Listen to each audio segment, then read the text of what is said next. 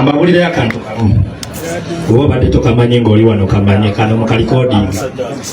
Social media oba social media zineno oba social media platform tusobola kuwangula mukazi. Tebakulimba tekiriyo. Tusobola kuwangula mukazi ne oba ne sente ezenkana kize tewali kyesirina. Naye tosobola kuwangula lutalo lwa social media nga mukazi we yazikutunuzaamu oba omuntu yenna. Nawe obanga oliyo ngoyagala kulwanyisa mukazi wo nga yagala genda mu media tosobola kuwangula mukazi kuba basula naye mu buliri asolokera ku macha n'agamba abantu mukyali kwebyo naye oyo gwe mulaba alya n'abafu teri agenda kiwakanya lwa nsonga oli mukazi wo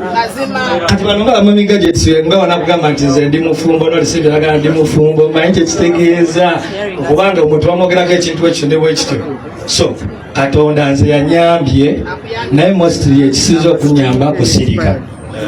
era buli muntu agamba naye gwe baleetera atazaayo ye so tekisinza okumpanguza nti nsirisa mu bintu bino tolinawo ndaba siina wendi ndivula abamu bagamba senta nti basambe naye alina sente zoti lwaki yeta nekimpa wiini ekyo